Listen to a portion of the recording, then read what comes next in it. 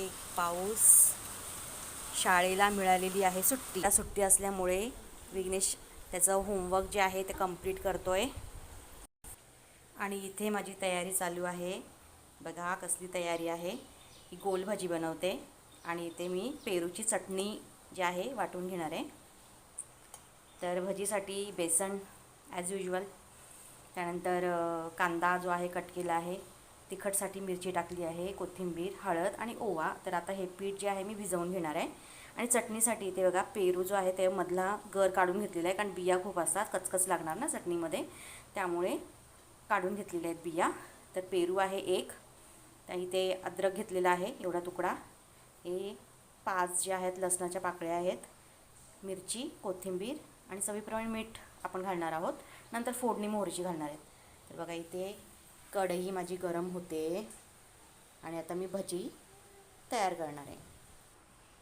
पीठ असं भिजवलं आहे, बघू शकता असं.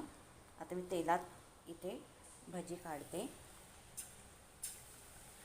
इकडे बघा कारली पण मी छान अशी कापून आणि मिठामध्ये असं चोळून आणि पिळून घेतलेली आहे. ती पण मी तळणारे, कुरकुरीत कारली बनवणार आहे मी. आता भजी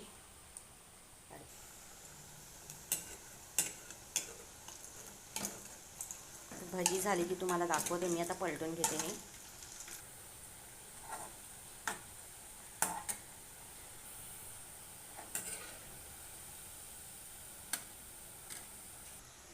बघा झालेली आहे ही भजी इथे. आणि आता ही चटणी वाटून घेते मी, मला दाखवते. वाटून झालेली आहे. आता याला फोडणी देते आणि इथे मी आता टाकते कारली कुरकुरीत होण्यासाठी.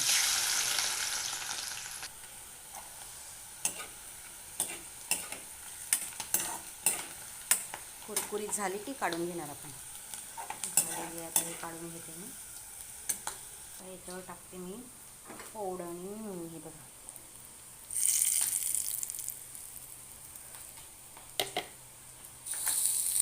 तर बघा ही झाली आहे चटणी तयार. ओके, भजी ते कारली फ्राय होत आहेत.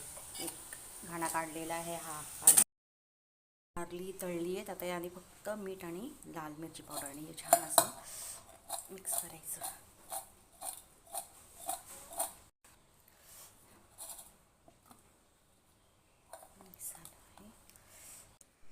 ही भजी आणि पेरूची चटणी काय कॉम्बिनेशन आहे जबरदस्त. तुम्ही नक्की ट्राय करून बघा पेरूची चटणी. आणि आता मी भजी टेस्ट करते.